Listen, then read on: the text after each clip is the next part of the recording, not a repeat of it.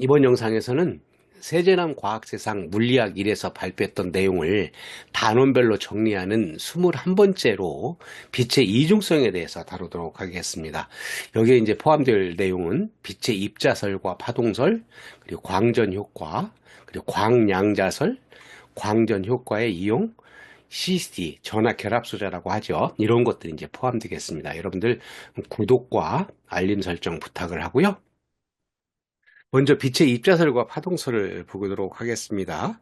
빛의 본성을 알기 위한 과학적 탐구는 17세기부터 시작되었고, 빛을 입자라고 주장하는 입자설하고 파동이라고 주장하는 파동설이 이제 19세기 후반까지 대립되었는데, 그러한 내용에 대해서 빛의 입자설부터 한번 보도록 하죠.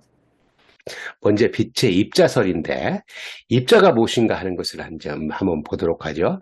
입자라고 하는 것은 일상적인 용어에서는 입자란 아주 작고 거의 눈에 보이지 않을 정도의 작은 물체를 의미하고, 물리학에서는 입자는 공간상 한 점에 위치하도록 이상적으로 모형화된 실체이다 하는 겁니다. 빛의 입자설 하면 우리는 생각나는 과학자가 있죠. 아이삭 뉴턴이라고 하는 과학자가 17세기 후반에 뉴턴은 빛의 직진성과 물체의 그림자, 물체의 그림자를 이렇게 보게 되면 광원, 지금 같은 경우는 태양이 되겠죠. 태양 광원으로부터 이렇게 비추면서 그런 직진성하고 물체의 그림자가 뚜렷하게 나타나는 사실로부터 빛은 광원에서 방출되어 빠른 속력으로 공간을 퍼져 나가는 작은 입자의 흐름이라고 이제 주장을 하고, 이걸 가지고 빛의 굴절도 이제 설명을 했어요. 뉴턴의 입자 모형으로 설명한 빛의 굴절을 보게 되면 여기 물이 있고 공기가 있는데, 이렇게 빛의 입자가 공기에서 이렇게 들어오면, 물에 들어오면 물 입자가 빛 입자를 끌어당겨서 이 방향으로, 연직 방향, 이 방향으로 속력이 더 증가를 해서 이렇게 굴절한다, 이렇게 얘기를 했는데, 나중에 이제 19세기 중반에 푸코라는 과학자가 이걸 실험을 해서 이게 틀렸다 하는 것을 이제 밝혔죠. 그리고 이제 빛의 파동설, 파동이라고 하는 것은 우리 앞에서도 공부를 했었는데, 파동은 어떤 한 곳에서 에너지가 흔들림을 통해 다른 곳으로 전달되어 나가는 것을 말하고, 간단히 파라고도 얘기를 하는데, 뉴턴과 같은 시대에 크리스찬 호이겐스라고 하는 과학자가 있는데, 그런 과학자가 이런 파동을 이제 주장을 했어요. 그래서 파동 모형으로 빛의 반사와 굴절도 설명을 하고 그랬는데, 뉴턴과 하이언스의 주장이 양쪽 다 이제 완전하지 못했지만, 그 당시에 뉴턴의 명성 때문에 빛의 입자설이 더 많은 지지를 이제 받았다고 합니다. 그런데 이제 파동설이라고 하는 것이 본격적으로 이제 등장하는 것은 19세기 초에 이중 슬릿 실험, 앞에서 우리 파동이라고 하는 것을 공부를 하면서 이런 실험을 설명을 했어요. 이와 같이 이제 아파처 두 개를, 슬릿을 이렇게 뚫어놓고 S1, S2 이렇게 뚫어놓고 거기에 이제 빛을 이렇게 입사를 시켜서 이렇게 가게 되면, 그거가 그 마루와 마루, 골과 골, 그리고 마루와 골을 만나는 거에 따라서 빛이 어떻게 밝은 띠와 어두운 띠가 나타난다고 하는 것을 보면서 뭐를 주장을 하냐면, 얘는 이제 빛의 파동이라고 하는 주장을 이중 슬릿을 통해서 했습니다. 그래서 대표적인 그런 실험이 되겠고요. 파동설을 주장하는 영의 이중 슬릿 실험 후에 여러 가지 실험들이 나타나는데, 프레넬이 영의 이중 슬릿 실험 몇 년 뒤에 간섭과 회전에 관한 여러 가지 실험을 수행을 했고요.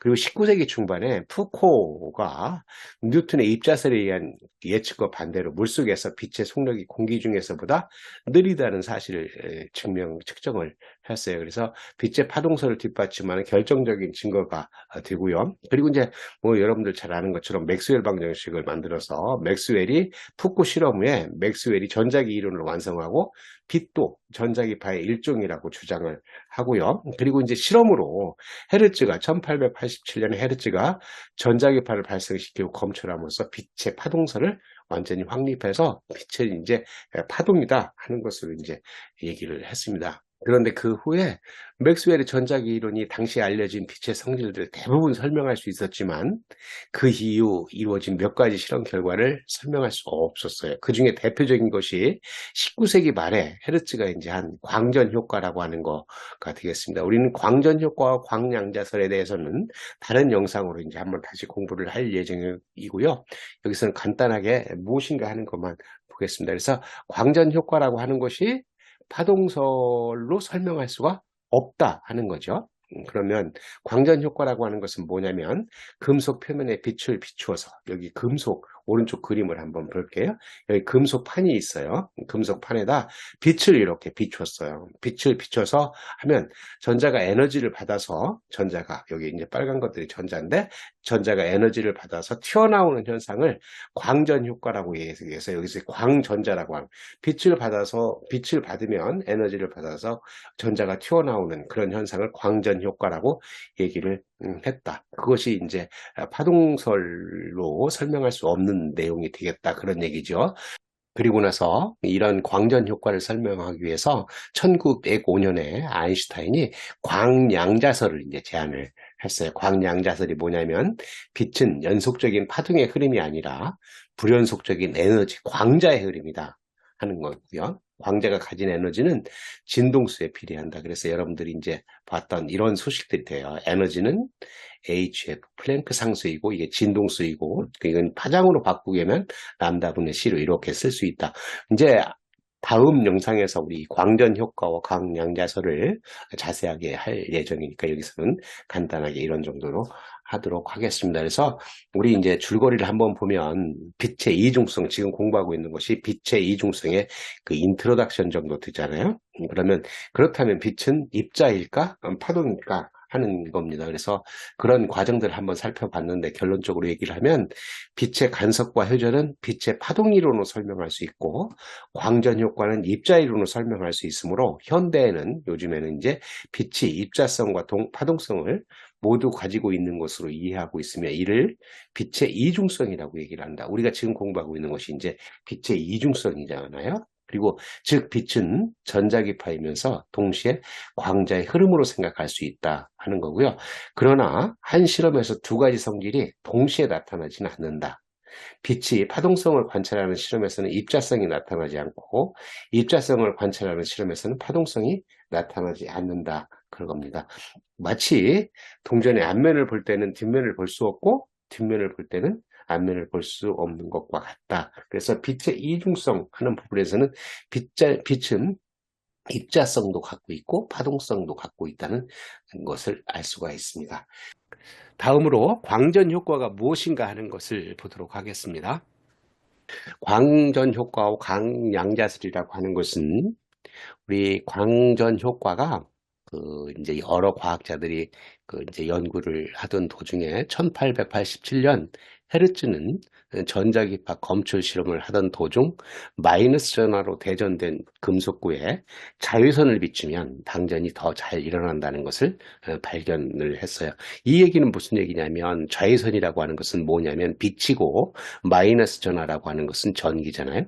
빛하고 어떤 그 전기하고의 관계가 있겠다 하는 것을 알려주는 거예요. 근데 그 당시에는 이걸 광전 효과라고 얘기를 하지 않고 이러한 현상을 발견을 한 거예요. 근데 이 현상을 설명할 수가 없었는데 많은 사람들이 연구를 하는 과정에 1905년 아인슈타인이 이런 걸 광전 효과를 설명하기 위해 빛은 연속적인 파동의 흐름이 아니라 불연속적인 에너지 광량자의 흐름이고 광자가 가지는 에너지는 진동수에 비례한다는 광량자설을 제안을 해서 이런 그 광전 효과를 설명할 수가 있었어요. 그래서 우리는 두 번에 걸쳐서 광전 효과와 광량자설이 무엇인가 거기에 관련된 중요한 실험들에 대해서 간단하게 실험들에 대해서 설명을 하도록 하겠습니다. 광전 효과라고 하는 것은 맥스웰의 전자기 이론은 당시 알려진 빛의 성질들 대부분 설명할 수 있었지만 그 이후에 이루어진 몇 가지 실험 결과를 설명할 수 없었는데 그중 대표적인 것이 19세기 말에 헤르츠에 발견된 광전 효과가 되겠습니다. 그러면 이 광전 효과는 뭐냐면 금속 표면, 여기 금속판이 오른쪽 그림을 한번 보죠. 금속판에 있는 거에다가 이렇게 빛을 비추면 금속판에서 광전자가 이렇게 튀어나오는 현상을 우리는 광전 효과라고 얘기를 해요. 그러면 어떻게 해서 이런 일들이 일어나는가 하는 것을 보기 위해서 아까 그림을 이제 똑같이 갖다 놓고 이렇게 금속판을 갖다 놨어요. 금속판을 갖다 놓고 빛을 쪼여서 광전자가 튀어나온다고 한다면 우리는 조건이 이제 있겠죠. 빛이 갖고 있는 에너지가 들어와서 금속판에 이제 그 전자들이 있죠. 이 전자들이 이제 튀어나와야 되는데 그러면 빛이 갖고 있는 에너지가 금속판에서 전자들을 꽉 조이고 있는 그런 에너지, 거기를 조이고 있는 그런 에너지보다도 더 크면 전자가 튀어나오겠죠. 그것을 이제 생각을 하게 되면 여기 빛이 포톤이라고 하는 광자예요. 광자 한 개의 에너지 값은 E equal hf 하는 그런 값을 갖는다. 여기서 h라고 하는 것은 플랑크 상수이고 그리고 f라고 하는 것은 빛의 진동수예요. 빛의 진동수라고 하는 것은 파장호의 관계를 할 수가 있죠. 람다분의 c라고 이렇게 할 수 있어서 광자 하나가 갖고 있는 에너지가 들어와서 뭐예요? 금속판에서 딱 서로 이온들이 이제 결합하고 있는 것들을 깨야 되겠죠. 그 결합하고 있는 에너지가 금속판마다 다른데 그것을 우리는 이일 함수라고 얘기를 하고 그 이일 함수가 뭐냐면 금속 표면의 자유전자 한 개가 금속 이온과의 전기적 인력, 그러니까 잡아당기는 인력을 이겨내고 금속 밖으로 나오기 위해 필요한 최소한의 에너지. 그 금속마다 금속의 종류마다 다른데 금속에 여기 이제 그거 나타났죠. 나트륨, 아연, 구리, 알루미늄, 철에 따라서 이 함수가 이렇게 2.46 일렉트론 볼트 이렇게 4.3 이렇게 이런 숫자들을 갖고 있다. 여기서 일렉트론 볼트라고 하는 것은 뭐예요? 그리고 에너지의 단위죠. 얼마만큼 갖고 있냐면 1.6 곱하기 10의 마이너스 19승 줄이라고 하는 값을 갖고 있는 에너지예요. 그러니까 여기서 광자가 갖고 있는 에너지가 여기에 있는 금속이 갖고 있는 이 일 함수보다도 더 크게 되면 어떻게 돼요? 광전자가 튀어나오는 거죠. 그러니까 여기서 이렇게 보게 되면 나트륨이 제일 작은 일 함수를 갖고 있으니까 여기 광자가 튀어나올 수 있는 것들이 제일 용이하게 튀어나올 수 있겠네요. 에너지가 작은 것으로도 튀어나올 수가 있으니까. 그래서 우리는 이런 관계에 의해서 광전 효과가 일어난다고 하는 것을 이제 알 수가 있습니다. 그러면 이런 광전 효과를 알아보기 위해서 실험을 이제 한번 해봤어요. 어떤 실험을 이렇게 했냐면 여기에 이제 진공관으로 되어 있는 광전관이라고 오른쪽 그림을 한번 보죠. 광전관이라고 얘기를 하고 여기 이제 E라고 써 있는 건 에미터이고 C라고 써 있는 건 컬렉터 이렇게 얘기를 해서 여기에다가 에미터에 금속판을 갖다 놓고 여기서 뭘 이렇게 쏘는 게 뭐냐면 빛이에요. 빛을 이렇게 쏘게 되면 요 빛을 쏘게 되면 여기서 그 금속판에서 뭐가 광전자가 튀어나오는 거죠. 조건이 하나 있죠. 어떤 조건이냐면 여기 빛이 갖고 있는 포톤 에너지보다도 더 포톤 에너지가 일 함수보다 더 커야 된다 하는 것들이죠. 앞에서 얘기했던 것처럼 그 포톤의 에너지가 일 함수보다 더 큰 게 있으면 광전자가 튀어나와요. 튀어나오는데 여기다 전압을 이렇게 걸었어요. 마이너스 VC, 플러스 VC 이렇게 돼 있는데 전압을 걸으면 플러스 VC 전압이 저기 밑에 있는 그래프를 한번 보죠. 여기 전압이 가로축이 전압이에요. 점점 전압이 커지면 이 광전자라고 하는 것은 마이너스 전기를 띠고 있기 때문에 플러스 전기에게 끌려가게 되죠. 그죠? 이렇게 끌려가게 되면 전류가 이렇게 흘러요. 전자는 마이너스 전하를 띠고 있어서 그거 반대 방향으로 이렇게 전류가 흐른다. 그래서 가로축이 전압이고 세로축이 전류니까 전압이 점점 커지면 커질수록 전류가 점점 이렇게 커지는 그런 현상을 만들 수가 있다. 근데 이제 이게 전압이 점점 마이너스 쪽으로 가게 되면 어떤 현상이 발생해요? 여기서 광전자가 튀어나왔다고 하더라도 얘를 어떻게 잡아당기겠죠. 위쪽으로 못 가게 잡아다니는 그런 현상이 발생을 해서 점점 전압을 더 높게 하면 여기서 튀어나온 에너지보다도 더 크게 되면 어떻게 돼요? 이 전류가 이제 도달하지 못하니까 콜렉터에 도달하지 못하니까 전류가 흐르지 않게 되겠죠. 그 전압을 우리는 정지 전압이라고 얘기를 했어요. VO라고 하는 정지 전압. 그러니까 이 실험 같은 경우는 광전 효과에 의해서 광전자가 튀어나왔는데 그 튀어나온 것에 의해서 전압을 걸어서 이 가로축에 전압을 걸어서 얼마만큼 전류가 흐르는 것인가 하는 것을 보는 그런 값들이 되겠죠. 여기서 이제 여기 전류가 하나도 흐르지 못하게 만드는 게 정지전압이라고 하는 거고요. 여기에 이제 그 전압을 걸더라도 이렇게 올라가다가 여기 세츄레이션 커런트, 포화 전류가 되는 것을 우리는 최대 전류 색이라고 얘기를 해요. 이 최대 전류 색이라고 하는 것은 뭐 여기에서 빛을 쏴서 광전자가 나오는데 그 광전자가 나올 때 얘가 이제 계속해서 전압을 올린다고 많이 나오지 않겠죠. 그래서 단위 시간당 나오는 광전자에 의해서 전류가 이제 형성이 되는데 또 빛의 세기에 이제 비례하는 그런 최대 전류 세기가 되겠다 하는 거예요. 그래서 여기서 이제 그런 광전 효과 실험을 해서 우리는 용어들을 이제 하는데 최대 전류 세기라고 하는 것이 이제 방금 전에 얘기한 것처럼 여기에 이제 그 전압을 올린다고 전류가 계속해서 올라가는 게 아니고 어떤 포화 전류가 형성이 되는데 이 포화 전류를 우리는 최대 전류 세기라고 얘기하고 이 최대 전류 세기는 금속판 위에서 단위 시간당 방출된 광전자의 수에 비례한다. 그러면 여기서 광전자가 더 많이 가려고 한다면 어떻게 돼요? 빛의 세기를 더 세게 만들면, 세기를 더 높이면 광전자의 수가 더 많이 나와서 최대 전류 세기가 더 커지겠죠. 두 번 정지전압이라고 하는 것은 방금 전에 설명한 것처럼 우리 이렇게 광전자가 튀어나오더라도 얘가 이제 위로 올라가는 것들을 못 올라가게 뭐래요? 전압을 걸어서 잡아당기는 거죠. 밑으로 이제 잡아당기게 되면 이게 또 올라가지 못해서 전류가 흐르지 않는 그 전압을 우리는 정지전압이라고 얘기를 했으니까 광전자 한 개가 가지는 최대 운동 에너지에 이제 비례하는, 그러니까 여기서 굉장히 운동 에너지를 많이 갖고 있다고 한다면 우리가 잡아당기는 것도 더 크게 잡아당겨야 되니까 정지전압이 될 것이다. 여기 최대 운동 에너지라고 하는 것은 광자의 최대 운동 에너지는 뭐냐면 이런 거예요. 2분의 1 mv5 제곱, 이것이 이제 그 전자가 가지는 전자의 질량이고 전자가 여기 그 광을 받아서 튀어나오는 속도가 되겠죠. 2분의 1 mv5 제곱이라고 하는 게 이거 뭐냐면 이제 운동 에너지예요. 그 운동 에너지가 정지전압 EVO라고 하는 것들이 그 에너지죠. 그죠? 그러니까 요게 잡아다니는 값들이에요. 그러니까 여기서 튀어나온 것을 여기 정지전압은 마이너스 값이니까 잡아다니는 그 에너지하고 같을 때 얘는 광전자의 최대 운동 에너지가 되겠다. 그러니까 우리는 뭐를 여기 정지전압 요거를 그 알면, 요 정지전압을 알면 요게 이제 최대 운동 에너지가 얼마인가를 알 수가 있겠죠. 그럼 정지전압은 어떻게 하는 거예요? 그렇죠. 여기다 커런트 메탈을 전류계를 갖다 놓고 그 전류가 0이 될 때의 전압을 여기 점점 전압을 이렇게 높였다가 이렇게 낮게 만들어서 여기 전류가 0이 되는 그 값을 읽으면 V5라고 하는 값을 읽을 수 있는데 그 값을 광전류가 0이 될 때 정지 전압을 측정하면 광전자의 최대 운동 에너지를 구할 수가 있겠죠. 이런 관계에 의해서.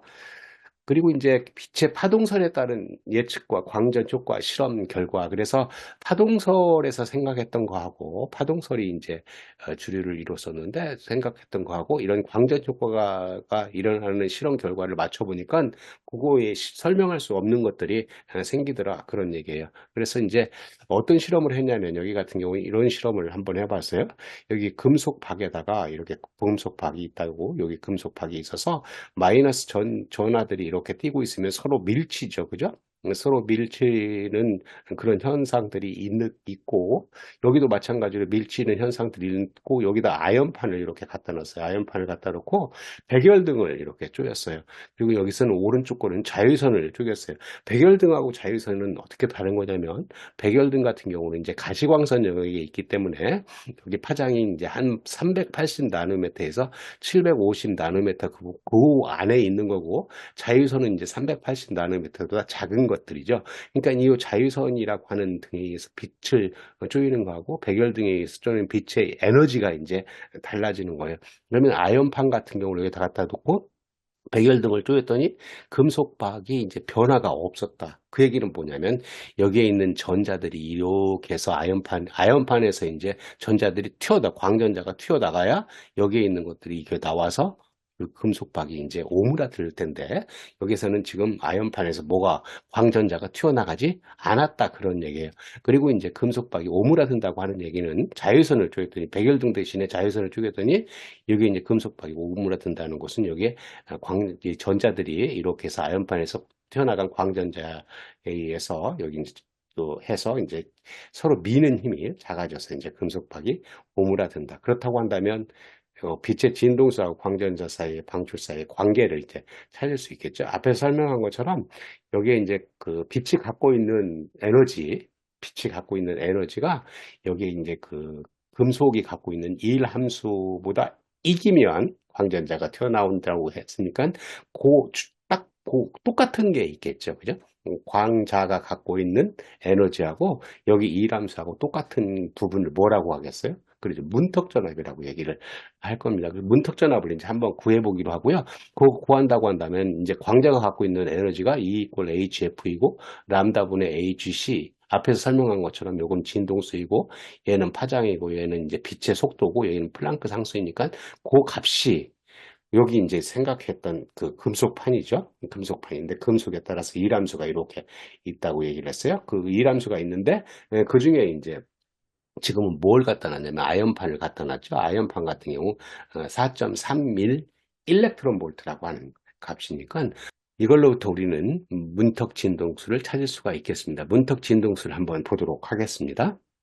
문턱 진동수는 포톤 하나가 갖고 있는 에너지를 E 이꼴 HF 이렇게 했으니까 HF 했으니까 여기 금속판을 이제 무엇으로 썼느냐에 따라서 다를 텐데 지금 같은 경우는 우리는 뭘 썼어요?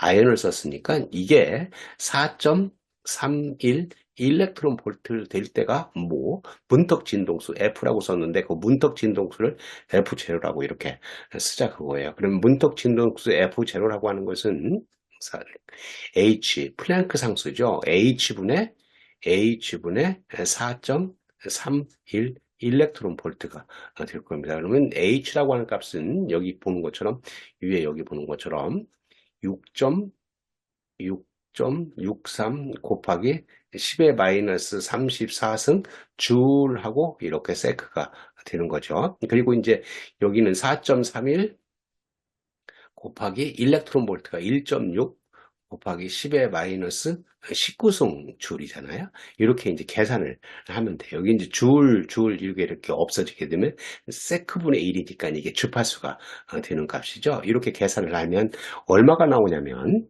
1.04 곱하기 10의 15승이 나와요. 그러면 1.04 곱하기 10의 15승이라고 하는 게 뭐가 되는 거예요? 우리는 이렇게 구한 각각의 문턱 진동수를 금속에 따라서 이렇게 해놨더니 아이언 같은 경우가 10.4 곱하기 10의 14승이네요.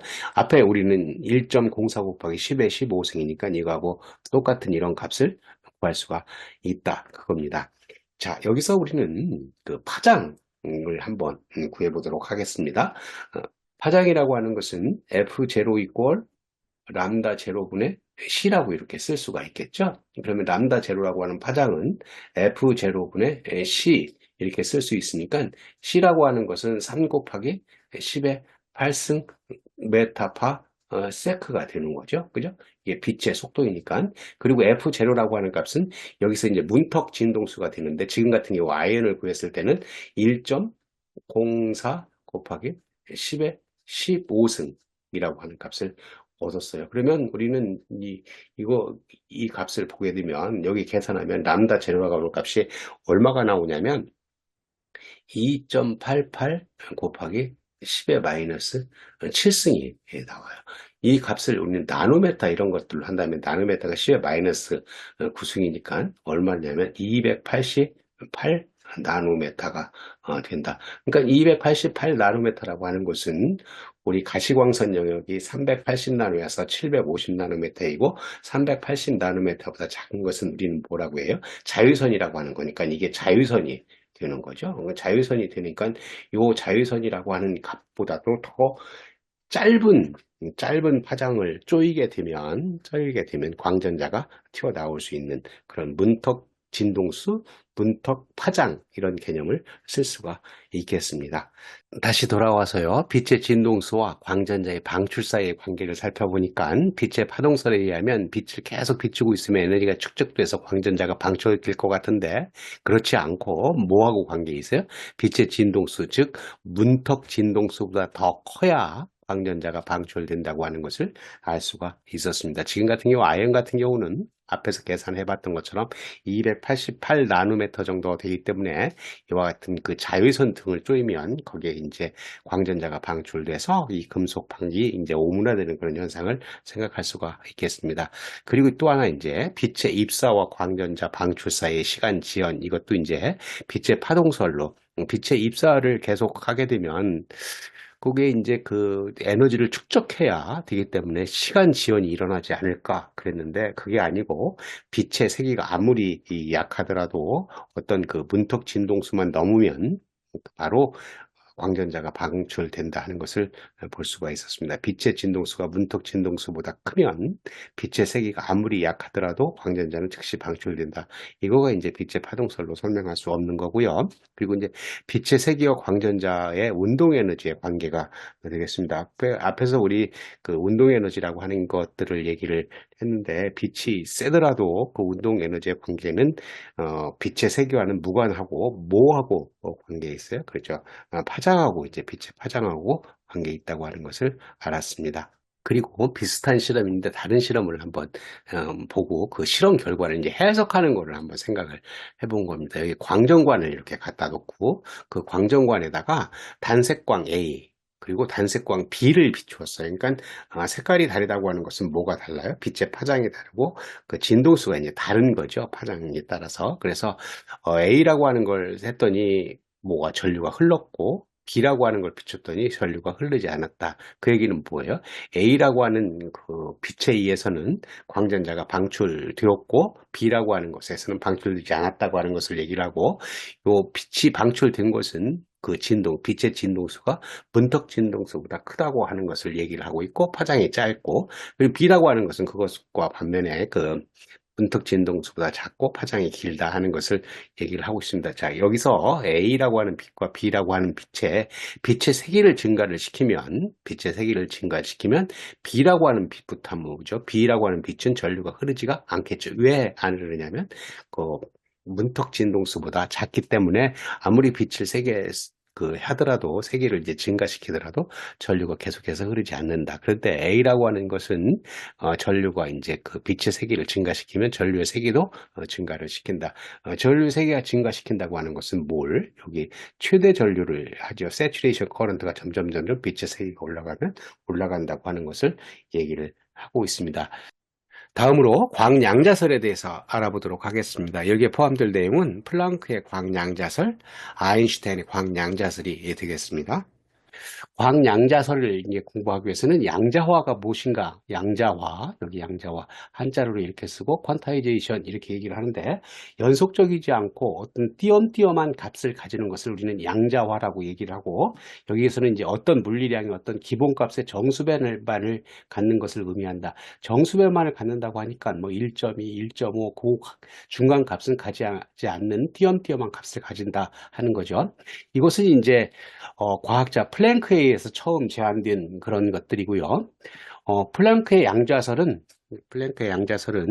19세기 말에 물리학자들은 뜨거운 물체에서 방출되는 빛의 연속 스펙트럼을 연구하면서 파장에 따른 빛의 세기를 수학적으로 나타내려고 노력을 했어요. 근데 이제 1900년에 플랭크는 그런 노력 속에 진동수가 F인 빛이 연속적인 에너지를 갖지 않고 HF의 정수배에 해당되는 불연속적인 에너지를 갖는다. 양자화한 거죠. 그걸 그렇게 하면 실험 결과와 일치하는 식이 도출된다는 것을 제시를 했어요. 그러니까 수학적으로 나타내는 노력을 이런 것들을 제시를 해서 즉 플랑크는 빛의 에너지가 양자화되었다고 하는 양자설을 이제 주장을 했는데 플랭크는 자신의 양자설이 특체 복사 스펙트럼 곡선을 이론적으로 끌어내기 위한 수학적 방법일 뿐이고 어떤 물리적인 의미가 있는 것은 아니라고 생각을 했습니다. 그 후에 아인슈타인 광양자설을 이제 제안을 했는데, 아인슈타인의 광양자설은 아인슈타인 고전 물리학 이론으로 설명되지 않는 광전 효과, 지난 시간에 우리 공부를 했던 것들이죠. 어떤 금속에 광을 쪼이면 거기에 전자가 튀어나오는 그런 효과들을 광전 효과라고 하는데, 그런 설명을 못 했었는데 그걸 설명하기 위해 플랭크의 양자설을 이용해서 빛을 광자라고 하는 에너지 양자의 흐름이라고 생각했고, 광자, 즉 포톤, 광량자라고도 하고 광자, 포톤이라고 하는 그 한 개의 에너지는 한 개의 에너지는 E라고 한다면 E equal HF.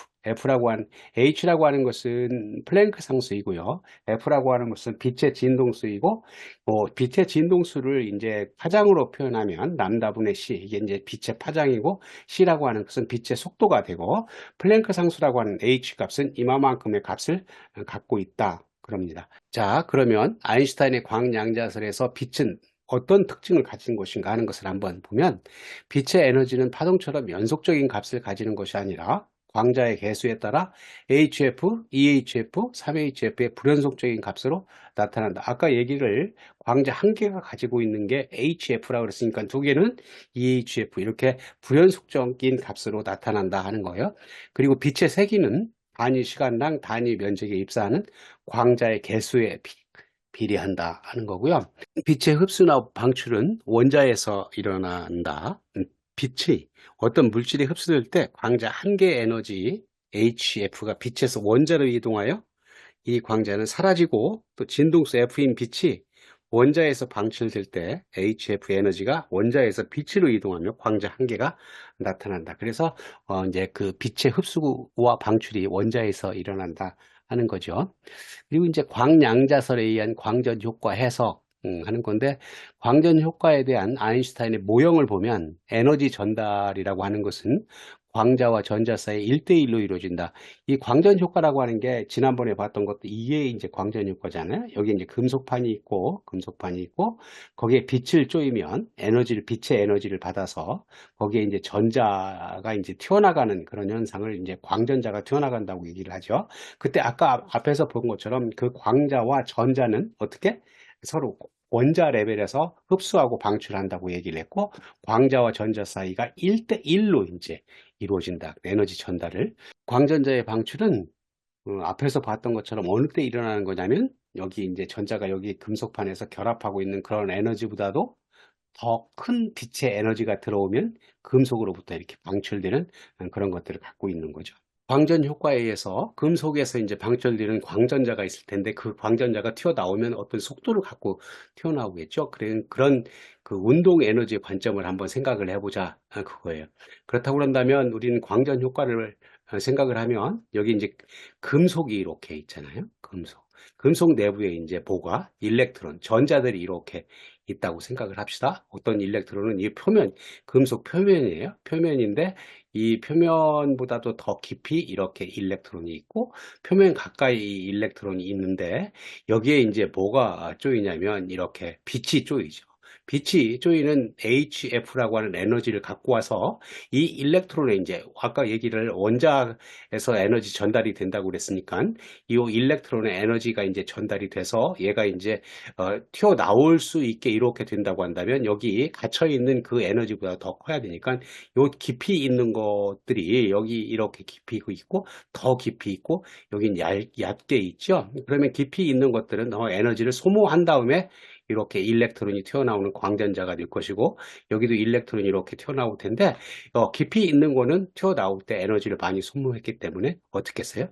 운동 에너지가 이제 작아졌겠죠. 그 운동 에너지를 우리는 카이네틱 에너지에서 EK라고 얘기를 하는데, 여기서 보는 것처럼 표면에 깊이 있으면 있을수록 운동 에너지가 작아지고, 여기 완전 표면에 있으면 그 운동 에너지가 제일 클 텐데, 그때 운동 에너지, 그러니까 이일 함수라고 하는 게 있는데, 그 이일 함수라고 하는 게 뭐냐면, 우리는 물체에서 전자 한 개가 방출되는데 필요한 최소 에너지를 이일 함수라고 얘기를 해서 최소 에너지, 그러니까 여기 최소 에너지가 되려고 한다면 표면에 있어야 되겠죠. 여기서 나오는 그때가 이제 최대 운동 에너지가 되겠다 하는 겁니다. 그래서 그 금속에서 방출되는 광전자가 가질 수 있는 운동 에너지 관점을 한번 살펴봤고요. 광전자의 최대 운동 에너지라고 하는 것은 EK라고 하는 게 운동 에너지고 2분의 1 mv 제곱 HF-W인데 W라고 하는 게 이제 여기서 이일 함수라고 하는 거예요.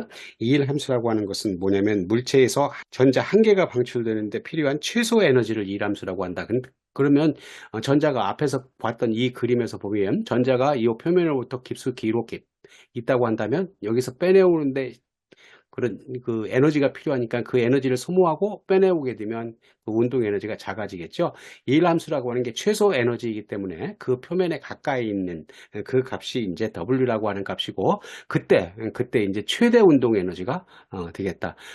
여기서 이 수식에서 보게 되면 M이라고 하는 것은 전자의 질량이고 거기서 빠져나오는 속도가 되겠고 HF라고 하는 것은 물론 이제 그 빛의 에너지가 광자가 가지고 있는 한계 에너지가 되는 값들이 되죠. 자, 빛의 진동수와 광전자의 최대 운동 에너지의 관계를 보게 되면 요 EK라고 하는 게 광전자의 최대 운동 에너지이고 빛의 진동수라고 하는 게 F니까 지금 F에 따라서 EK가 어떻게 될 것인가 하는 그런 것들이잖아요. 그러면 이제 우리가 이제 그래프를 이렇게 한번 그려보면 여기 이 세로축이 EK이고 가로축이 이제 빛의 진동수에 따라서 값을 갖는다 이렇게 그림을 그리면 우리 HF-W인데 H라고 하는 것은 플랭크 상수이고 하니까 비례상수 값으로 되겠죠. 그래서 이런 그림을 그릴 수가 있어요. F에 따라서 H의 기울기를 갖고 있는 HF라고 하는 값을 이렇게 그릴 수가 있다. 그리고 나서 절편이 뭐예요? 이함수 W라고 하는 게 여기 마이너스 W라고 하는 이런 값을 가질 수가 있다. 이 W라고 하는 값이 이제 이함수가 다 달라지기 때문에 여기서 보게 되면 나트륨, 아연, 구리, 알루미늄에 따라서 이함수 값이 이렇게 다른 값을 갖고 있으니까 뭐 여기 W 값이 W1이라고 할 수 있고 또 이렇게 W2라고 이렇게 마이너스 W2라고 할 수 있고 이렇게 마이너스 W3라고 할 수가 있잖아요. 그런데 기울기는 얼마예요? H라고 하는 기울기를 갖고 있으니까 똑같은 기울기를 갖고 있어요. 이때 어떤 F라고 하는 뭐 빛이 갖고 있는 진동수가 F라고 하는 거니까 그 F라고 하는 것에서 딱 잘라보면 이렇게 거기에서 보게 되면 이게 뭐예요? 이쪽 여기서 이렇게 읽으면 이게 EK라고 하는 값이죠. 그러니까 EK라고 하는 값은 뭐에 따라서 달라지는 거죠. 뭐에 따라서 달라지냐면 이일 함수라고 하는 거에 따라서 달라진다. 당연히 수식에서도 그런 값을 가질 수 있고 그거를 이제 그래프로 나타냈을 때 각각의 이일 함수 값이 얼마가 될 수 있는가 하는 것을 볼 수가 있습니다. 빛의 입사와 광전자 방출 사이의 시간 지연. 이것은 무슨 얘기냐면 광전자가 방출을 하려고 한다면 금속에 어떤 에너지가 축적되어서 그거 광전자가 방출되지 않겠는가 했는데 그게 아니고 빛의 진동수가 문턱 진동수보다 크면 그러니까 HF라고 하는 그 진동수 값이 그 W 일 함수보다 클 수 있는 그런 값이 되면 빛의 세기가 아무리 약하더라도 광전자는 즉시 방출하는 그런 특성을 갖고 있다 하는 거고요. 빛의 세기와 광전자의 운동 에너지의 관계를 보게 되면 빛이 세다 그래서 광전자의 운동 에너지가 큰 게 아니고 여기 이제 위에 소식에 이렇게 보면 최대 운동 에너지 값이 이렇고 HF-W라고 하는 값이니까 모의 빛의 진동수 F라고 하는 빛의 진동수에 따라서 달라지는 것이다. 그래서 광전자의 최대 운동 에너지는 빛의 세기와 무관하다 하는 것이고요. 빛의 입자성과 광전 효과 하는 것은 광전 효과라고 하는 것을 지난 시간에도 봤고 지금 광양장설을 하면서도 봤더니 이 빛이 파동이 아니라 입자임을 보여주는 현상이다 하는 것을 알 수가 있습니다. 그리고 나서 빛의 입자성을 이제 완전히 밝힌 것은 이제 컴프턴 효과, 컴프턴 스캐터링이 되는데 앞에서 우리는 아인슈타인이 광전 효과를 설명하기 위해서 광양자설로 이제 입자성을 증명을 하긴 했는데 그런 것들 입자들이라고 한다면 우리는 어떤 역학적 에너지 그리고 운동량 보존 뭐 충돌 이런 것들로 설명을 할 수가 있어야 되기 때문에 과학자 컴퓨턴이 빛이 입자들을 이뤘다는 것은 빛과 전자의 충돌을 입자들 사이의 충돌로 기술할 수 있음을 실험적으로 보인 컴퓨턴 효과에 의해서 완전히 입증되었다 하는 겁니다.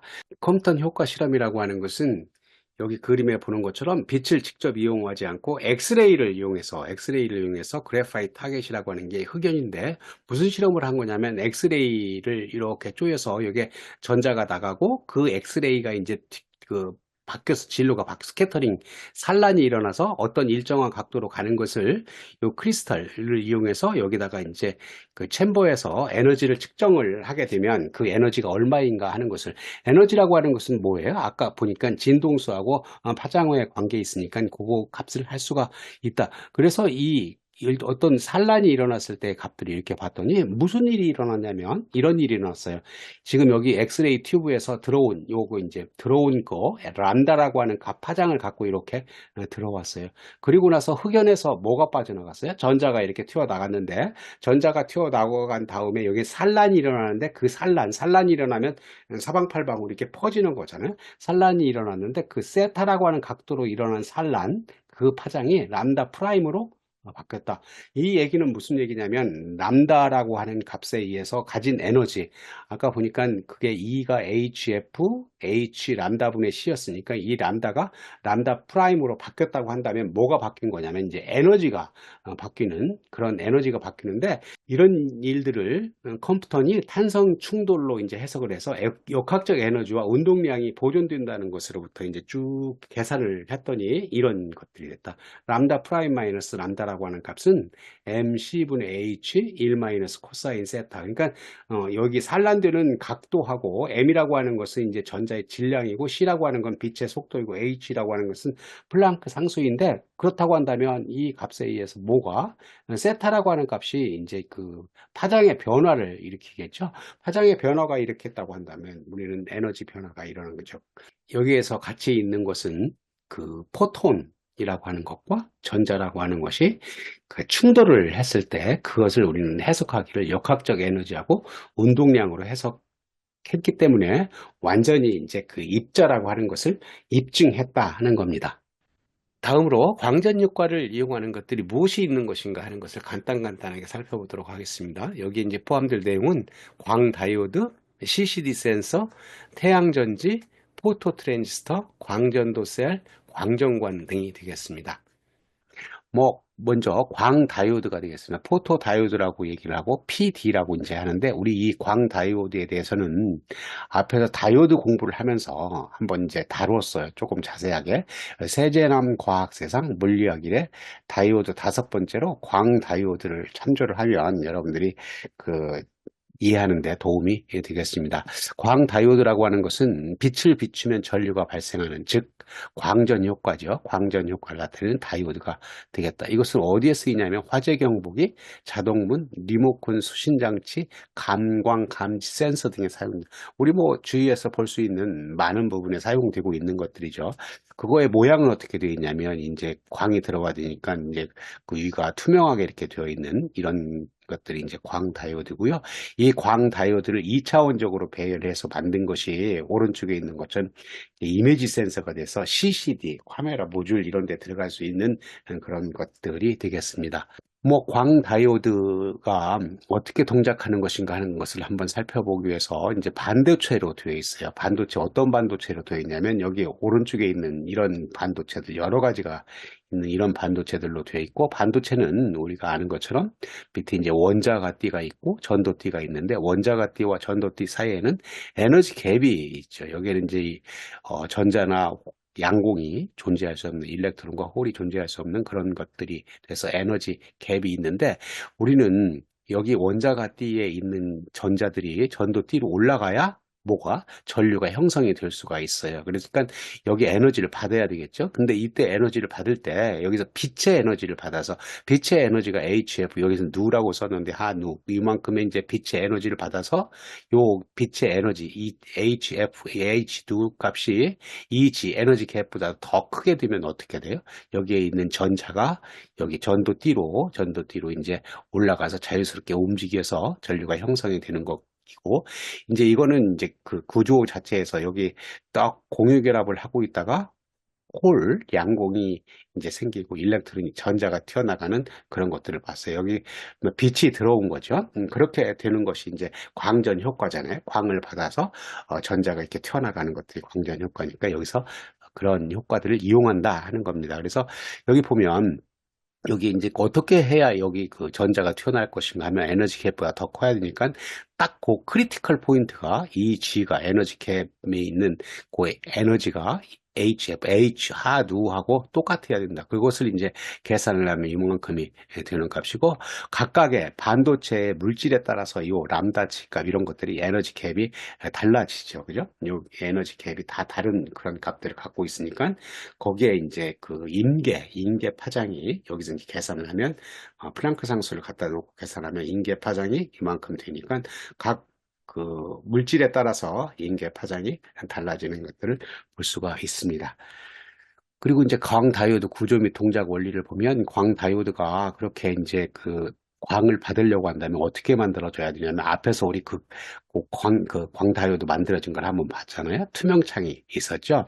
그런 것처럼 여기에 이제 반도체, P형 반도체와 여기 P형 반도체, 여기 P형 반도체와 N형 반도체가 있는데, 그 P형 반도체, N형 반도체 앞에 이렇게 안티 리플렉션 코팅, 무반사 코팅을 해서 광이 잘 들어오게 만들어 놨어요. 그러니까 여기 지금 요 보라색이 광이고, 이 광이 들어와서 P형 반도체와 N형 반도체 사이에 뭐가 있어요? 공핍층, 결핍층이 있어서 거기까지 들어오면 뭐가 전자와 양공이 생기죠. 일렉트론과 홀이 생겨서 여기에 이제 그 전압을 걸기를 이렇게 플러스 마이너스 걸었으니까 홀은, 양공은 마이너스 쪽으로 이렇게 가고 전자는 이제 플러스 쪽으로 이렇게 가게 되기 때문에 전류가 이런 방향으로 흐른다. 즉 우리는 결과적으로 뭘 볼 수 있냐면, 빛이 들어와서 HF만큼 여기 그 무반사 코팅 되어 있는 이 투명창으로 빛이 들어와서 IPH라고 하는 전류를 이렇게 형성하는 것들이 광 다이오드가 되겠다 하는 겁니다.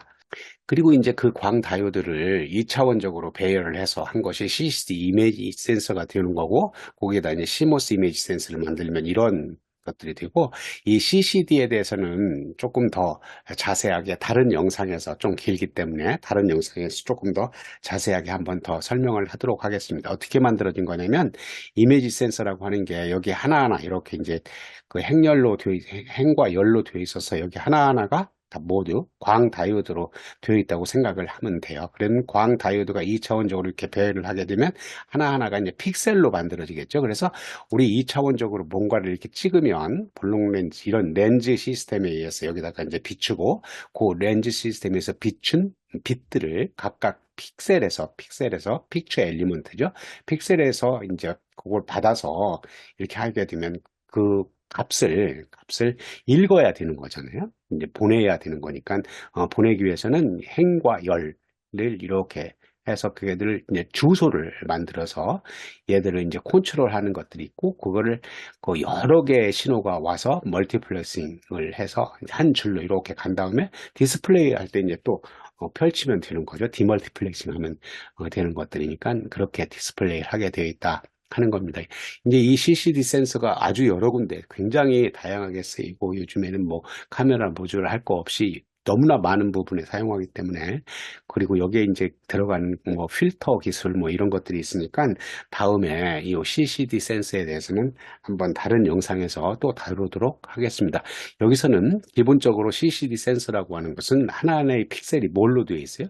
앞에서 생각했던 광 다이오드로 되어 있다 하는 것으로 생각하면 되겠습니다. 자, 그리고 이제 우리 뭐 여기저기서 볼 수 있는 솔라셀, 태양전지, 광전지라고도 하고 태양전지, 솔라셀이라고 얘기를 하는데, 이 그림 한번 보세요. 이게 이제 그 하와이에 이제 그 해안에서 비행기에다가 솔라셀 이렇게 해서 이제 비행하는 그런 것들을 이제 한번 보여주는 그림이고요. 뭐 태양전지 이제가 어떻게 생겼냐면, P형 반도체와 N형 반도체, 반도체로 이루어져 있어요. P형 반도체, N형 반도체 이루어져 있고, 그 P형 반도체, N형 반도체 사이에 뭐 태양전지니까 광을 받아야 될 거잖아요. 그 광을 받기 위해서 어떻게 만들어졌냐면, 여기 보세요. 까만 거가 전극이에요. 전극. 전극이라고 하는 것은 이제 도체로 들어있어서 전류를 흘리게 만들어진 그런 것들이죠. 그래서 위에 까맣게 칠하면 어떻게 되겠어요? 빛이 못 들어오잖아요. 그러니까 그 휭거 타입으로 이렇게 이제 손가락 타입으로 이렇게 만든 휭거 타입의 일렉트로드 전극을 만들어 놓고, 이제 그 나머지 부분들은 광이 들어올 수 있게 만든 거예요. 광이 들어오게 만든 것을 이제 여기서 그림을 그린 것은, 여기 이제 초록색으로 되어 있는 것이 광이 들어오는 것들이고, 거기에선 전류가 흐르기 위해서 부하를 이렇게 갖다가 했어요. R이라고 하는 저항을 이제 부하를 이렇게 한 다음에 광이 들어오면 어때요? 광전 효과에 의해서 광전 효과에서 아까 앞에 생각했던 것처럼 원자가띠하고 전도띠 사이 에너지 갭이 있는데 그거만큼보다 더 큰 값의 에너지, 빛의 에너지가 들어오면 일렉트론과 홀이 이제 페어가 분리가 되는 거죠. 그죠? 그래서 전자가 이릭하고 이제 전공이 이렇게 와서 전류가 이렇게 흐르는 그런 값들을 가질 수가 있다. 뭐, 그거를 이제 우리 전류 전압 특성 곡선에다 걸리면 전압 전류 특성 곡선에서 여기 이제 그 들어오는 것, 전류가 얼마만큼 흐를 것인가 하는 것들은 빛이 많이 들어오냐, 조금 들어오냐 하는 것들이니까 지금 같은 경우는 요 그림이 여기 검은 거는 뭐라고 써 있어요? 다크라고 써 있죠. 다크라고 써 있는 것은 완전히 어두운 거니까 빛이 안 들어오니까 뭐 전류가 흐르지가 않아요. 그런데 여기 보면 I 400mW 400와트하고 이제 퍼 제곱미터 이렇게 돼 있는 것은 여기 이제 빛이 비추는 거, 일루미네이트라는 거 하는 것이 빛이 비추는 거잖아요. 여기 같은 경우는 400와트이고, 요 800와트 뭐 이렇게 돼 있으니까, 인텐시티가 이렇게 돼 있으니까, 요 값을 보게 되면, 뭐, 더 인텐시티가, 빛의 인텐시티가 더 클수록 전류가 더 많이 흐르는 것을 볼 수가 있어요. 그래서 IV 특성 곡선에 이런 값들을 갖고 있는데, 여기 나중에 보게 되면 여기서는 조금 정도를 넘어가긴 하지만 이 저항값, 부하를 어떻게 거느냐에 따라서 이게 부하선이 이렇게 생겨서 여기에서 전류하고 전압을 곱한 것이 뭐가 돼요? 그죠? 전력이 되는 거죠. 그러니까 그 전력을 최대로 빼보려고 한다면 어떻게 부하선을 걸어야 되는 것인가 하는 것들은 이제 되겠습니다. 여기서는 우리 그런 정도들을 넘어가기 때문에 어때요? 지금 같은 경우는 광전 효과를 보는 거니까 여기서도 마찬가지로 이렇게 핑거 일렉트로드 되어 있는 이 부분에 광이 들어와서 전류를 형성하는 이런 것들을 이용해서 이제 태양 전지를 만들고 있다 하는 거죠.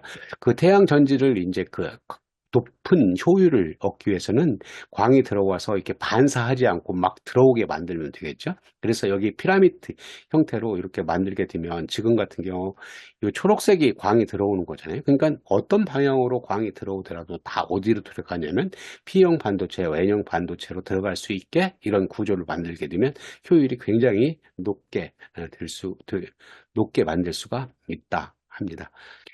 그리고 나서 이제 태양 전지 모듈이 되겠는데 태양 전지 하나만 가지고는 이제 어떤 것들을 쓰이는데 한계가 있겠죠. 그래서 이제 그 모듈을 만드는데 이와 같은 솔라셀을 가지고 하나하나 붙여서 모듈을 만들고 이 모듈을 이제 여러 개 붙여 가지고 패널을 만들어서 이 패널을 만든 걸 가지고 이제 전기 에너지를 이제 발전시키는 태양광 발전소를 만들 수가 있는 거죠. 거기 안에는 이제 이런 기능들을 갖고 있는 여러 가지 전자 시스템, 전기 시스템이 붙는 거고, 그런 솔라 패널을 가지고 이와 같이 우주선이라든가, 그리고 이제 우리 많이 볼 수 있는 것들이죠. 주택이나 이런 주차장이나 이런 데다가 솔라셀 패널을 갖추게 되면 전기 에너지를 생산할 수 있는 것들이 되겠다 하는 겁니다. 그리고 나서 이제 포토 트랜지스터예요. 트랜지스터는 우리는 에미터, 베이스, 콜렉터로 되어 있고 얘는 대부분 어디에 쓰이냐면 어떤 신호를 증폭하는 데 쓰여요. 물론 이제 스위칭 작용하는 것 때에도 쓰이긴 하지만 그런 증폭을 하기 위해서 에미터, 베이스, 콜렉터에서 이런 값들을 이제 전기적인 신호를 가해서 그렇게 만드는데 지금 포토 트랜지스터 같은 경우는 요 베이스 쪽에다가 이게 이제 여기가 콜렉터이고 여기가 에미터이고 여기가 베이스인데 베이스 쪽에다 빛을 비추면 그 빛에 의해서 이제 전류를 형성할 수 있다. 뭐 우리 트랜지스터가 이제 증폭한다 그랬는데 그 증폭이라고 하는 것이 어떤 증폭률이 이제 이득이 베타라고 하는 값을 갖고 있고 그 베타라고 하는 값이 여기 베이스 쪽에 전류를 흐르는 값을 베타 배만큼 해서 콜렉터에 이렇게 전류를 흐르게 만들어요.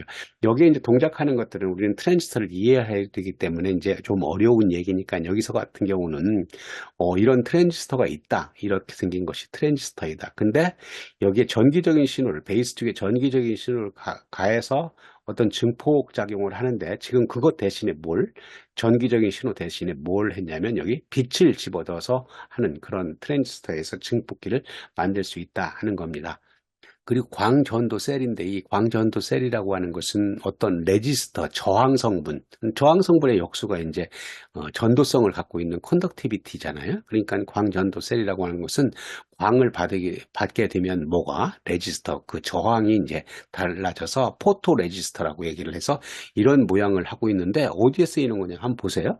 여기 이제 이렇게 해서 여기 그 포토셀 이렇게 돼 있으니까 이 저항이잖아요. 이 저항 그리고 여기도 저항. 그러니까 두 개의 저항이 있고 여기 전압을 가하게 되면 그 저항에 의해서 뭐가 전압 분배 법칙이 성립되죠. 그죠? 그러니까 저항값이 바뀌면 여기 이 노드에 여기 노드에 값이 바뀌게 되겠다 하는 겁니다. 그러니까 여기다 빛을 비춤에 따라서 이 신호 여기에 있는 신호의 크기를 다르게 만들 수 있는 그런 것들이 된다. 그래서 광전도 셀이라고 하는 게 빛을 비춰서 뭘 바꿔요? 저항을 바꾸면 여기에 값을 바꿀 수가 있다. 그런 것들을 여기다 이제 그 실제적으로 그림을 이렇게 그려놨죠. 여기 이 저항이 여기 저항으로 되어 있는 것이 여기에 있는 저항이고, 그리고 이게 이제 셀이고, 포토셀, 광전도 셀이고, 이 광전도 셀이 여기 이제 있는 거고, 거기에 전압을 가하면 아까와 같은 그런 기능을 할 수가 있다.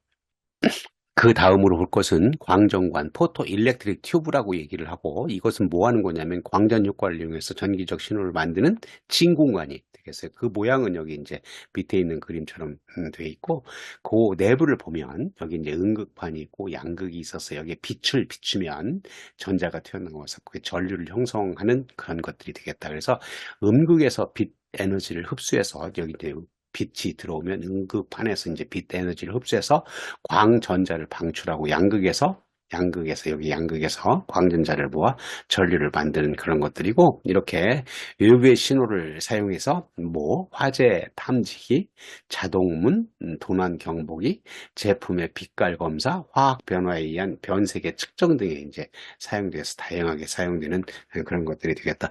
오늘 얘기한 것은 광전 효과를 이용해서 어디에 사용되는 것인가 하는 것들을 이제 간단하게 살펴봤는데, 아주 여러 가지 소자가 있었고, 그 소자들은 우리가 일상생활에서 지금 사용되고 있는 그런 소자들이 되겠습니다. 다음으로 CCD에 대해서 알아보도록 하겠습니다. CCD는 차지 커플드 디바이스의 앞글자들을 따온 거고요. 우리말로 하면 전화 결합 소자이고, 이것들이 어떻게 만들어지고 동작하는 것인가 하는 것에 대해서 알아보도록 하겠습니다. DCCD라고 하는 것은 이와 같이 디지털 카메라에서 이제 필름 대신에 영상 정보를 기록하는 이미지 센서의 한 종류이고, 이 CCD는 빛을 비출 때 전자가 발생하는 광전 효과에 의해 작동했기 때문에 빛의 입자성을 이용해서 빛 신호를 전기 신호로 변환한다. 그 CCD의 구조를 보게 되면 이 오른쪽에 있는 것처럼 여기 이제 광 다이오드, 여기 지난번에 우리 배웠던 내용들이에요. 포토 다이오드가 여러 개 배열되어 있고, 그거를 이제 칼라로 이렇게 필터링을 해서, 그리고 이제 거기에 그 빛들을 초점을 맞출 수 있게 마이크로 렌즈로 되어 있는 이런 것들이 이제 CCD 구조가, 이 CCD 이미지 센서 구조가 되겠습니다. 여기서는 우리는 그런 것들의 간단한 내용들을 한번 살펴보도록 하겠습니다. CCD는 우리 이제 누가 발명했냐면 스미스하고 보일이 이제 발명했는데, 그 내용을 보면 CCD는 1969년 10월 벨 연구소의 보일과 스미스가 처음 개발했고요. 그리고 이 CCD라고 하는 것은 한 구역에 저장된, 그러니까 셀이라고 하는 거에 한 구역에 저장된 전화를 다른 구역으로 이동, 이제 커플링 시키는 성질을 가졌기 때문에 우리는 차지 커플드 디바이스, 그래서 앞 글자들을 따서 CCD라는 이름을 붙였어요. 근데 보일과 스미스는 CCD 용도를 이미지 센서로 활용하는 방안을 생각해내고 발명 1년 후에 비디오 카메라에 최초로 CCD를 장착을 했어요. 그래서 이제 1981년에 CCD가 세상에 나온 이후에 이게 이제 해상도가 높아지고 소형화되면서 디지털 카메라, 광학 스캐너, 천체 망원기 등 굉장히 여러 가지 장치의 주요 부품으로 사용되게 됐다 하는 거고요. 그 공로로 2009년에 노벨 물리학상을 이제 공동 수상을 했습니다. 그래서 CCD는 이제 스미스하고 보일이 발명을 했고, 그런 것들을 이제 한번 구조 같은 걸 한번 살펴보면, 먼저 우리가 이제 들어보기를 CCD라고 하는 거하고 CCD 센서라고 하는 것도 들어봤는데, 이것이 무엇이 다른 것인가, 뭔가 하는 것을 한번 살펴보겠습니다. 엄밀하게 말하면 CCD는 전화를 축적하고 전송은 앞에서 얘기했던 차지 커플 디바이스니까 그런 소자이죠. 근데 CCD 센서는 디지털 카메라 등에서 사용하는 이미지 센서로 광 다이오드와 CCD의 두 소자를 조합한 것이다. 그러나 일반적으로 CCD 센서를 그냥 CCD라고도 부른다 하는 겁니다. CCD 이미지 센서의 한 픽셀의 구조를 보면 이와 같은 구조를 하고 있는데, 이 구조에서 근본적으로는 어떻게 되어 있는 거냐면, 여기 빨간 부분이 메탈, 그래서 컨덕팅 게이트 일렉트로드라고 되어 있고, 전극이죠. 전극으로 되어 있으니까 메탈로 되어 있는 거예요. 그 밑에 층, 이렇게 하얀 부분들이 뭐냐면 옥사이드, SiO2 층으로 되어 있는데, 전기적으로는 뭐냐면 절연체예요. 절연체. 그리고 이제 밑에 있는 부분, 여기 부분이 이제 P형 반도체 뭐 이렇게 되어 있으니까, 여기 그 반도체로 되어 있죠. 결과적으로 우리는 여기 메탈, 빨간 부분은 메탈, 하얀 부분은 옥사이드, 그리고 이 노란 여기 맨 밑에 부분은 반도체이기 때문에 세마이컨덕터, 그래서 MOS라고 얘기를 하고, 여기 MOS, 그래서 메탈 옥사이드 세마이컨덕터 디바이스가 된다. 그럼 어떻게 동작하는 거냐면, 이 메탈에다가 전압을 걸면 요 절연층을 이렇게 통해서 뭐가 전기장이 형성되고, 그 전기장에 의해서 지금 플러스 전압을 걸게 되면 뭐 여기 반도체 내부에 있는 그 전하, 그 전하들인데 이제 마이너스 전하, 즉 전자들을 끌어들이겠죠.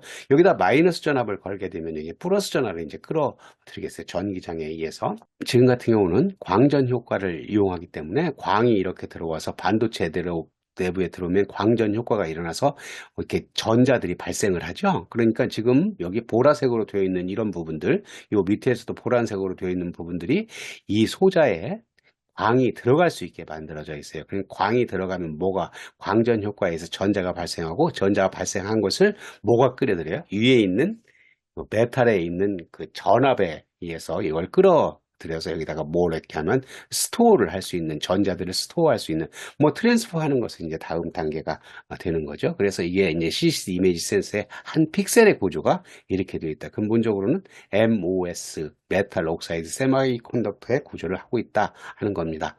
이와 같이 하나의 픽셀에 메탈 옥사이드 세마이컨덕터 구조를 가지고 이제 그 게이트에 전압을 걸면 전자들이 모이는 과정을 봤는데, 이것들이 이제 전송해가는, 옆으로 이제 그 트랜스퍼하는, 커플링 되는 과정을 보게 되면, 여기 이제 한번 보죠. 여기 점선으로 되어 있는 분들이 하나의 픽셀들이에요. 이런 픽셀, 픽셀, 픽셀 이렇게 되어 있는 거에다가 게이트가 이렇게 있죠. 게이트에다가 어떻게 되지? 이 게이트라고 하는 것은 메탈로 되어 있던 거고 전압을 가했던 것들이에요. 그래서 지금 G1, G2, G3, G4, G5, G6, G6 이렇게 되어 있는데, 여기 게이트에 전압을 걸었어요. V1, V2, V3. 그래서 V1, V2, V3에 전압을 걸기를, 밑에 있는 거 한번 보세요. 밑에 있는 거 보면 시간이 있고, 시간이 T1, T2, T3가 있는데, T1, T2, T3가 지금 얘기하고 있는 3페이스예요. 3페이스, 3단계. 그래서 T1이라고 하는 시간에서 보게 되면 V1은 플러스 V가 되고, V2, V3는 0, 0, 0V가 걸려 있으니까 지금 여기 2단계가 되겠죠. 지금 여기 이렇게 보고 있는 단계. 그래서 V1이라고 하는 것은 여기에 게이트에 전압이 걸려 있고, G2, G3는 전압이 0이니까 어떻게 돼요?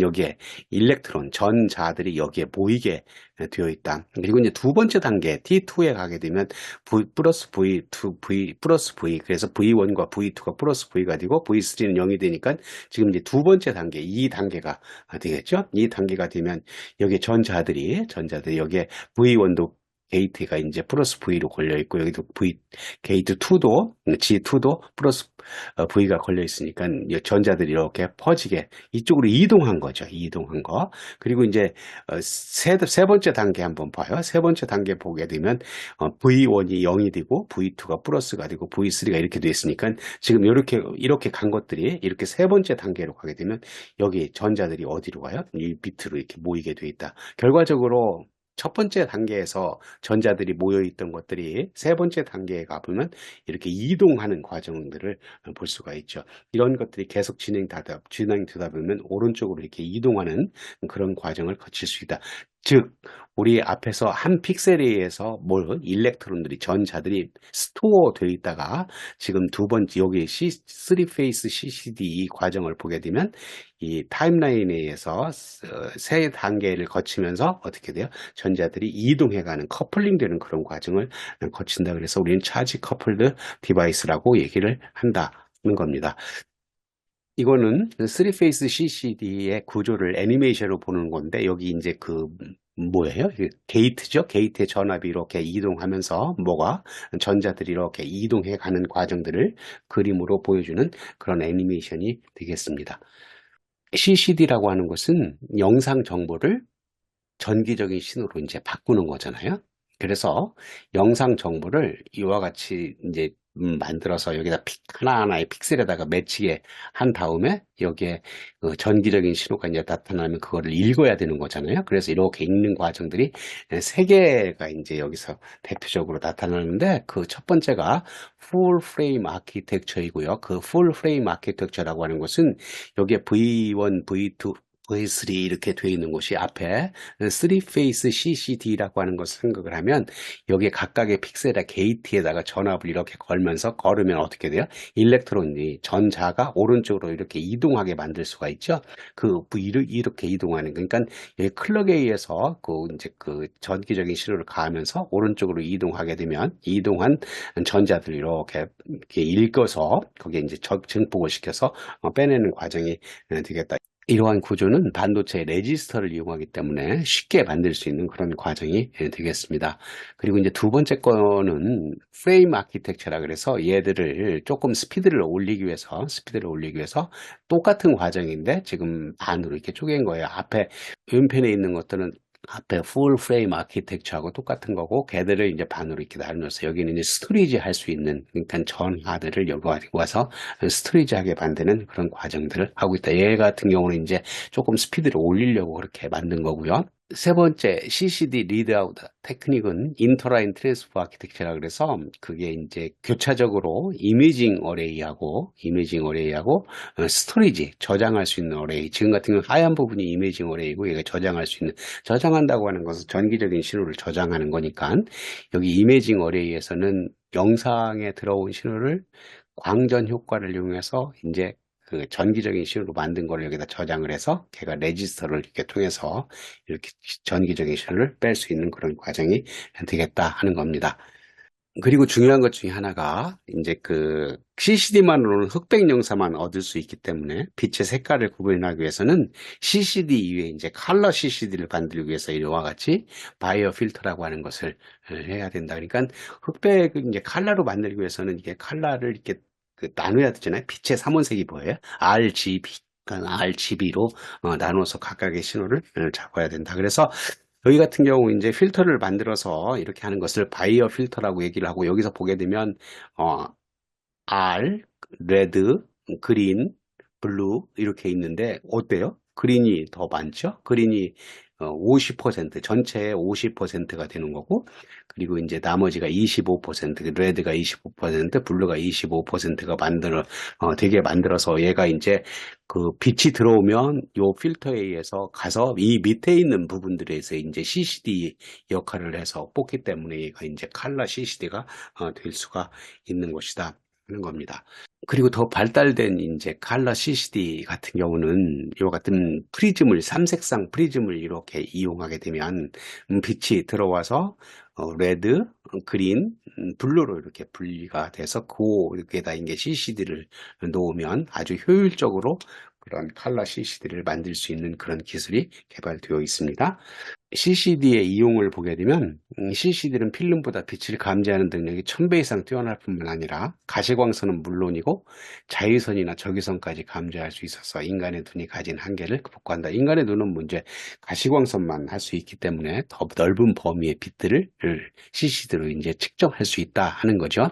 그리고 이제 그러기 때문에 따라서 우주를 관측하는 망원경의 핵심 부품으로 유용하게 쓰이며 의학 분야에서도 캡슐형 내시경으로 사용되는 등 CCD의 활약이 매우 크다. 뭐 여러분들 다 알 수 있는 그런 내용들이에요. 그래서 오늘 얘기했던 내용들은 CCD가 무엇인가, 기본적으로 어떤 구조를 하고 있는 것인가 하는 것을 생각을 했어요. 그래서 우리는 그 하나의 픽셀 구조에서 메탈 옥사이드 세마이컨덕터, 그래서 게이트에다가 전압을 걸면 그 반도체에 그 전자들이 모이는 그런 구조를 생각했고, 그런 것들이 이제 그 3페이스 CC라 그래서 3단계, 시간에 따라서 3단계로 하게 되면 걔들을 일렉트론들이 이렇게 오른쪽으로 이동할 수 있게 만드는 레지스터 구조를 가지고 우리 읽는 그런 구조를 생각을 해봤습니다.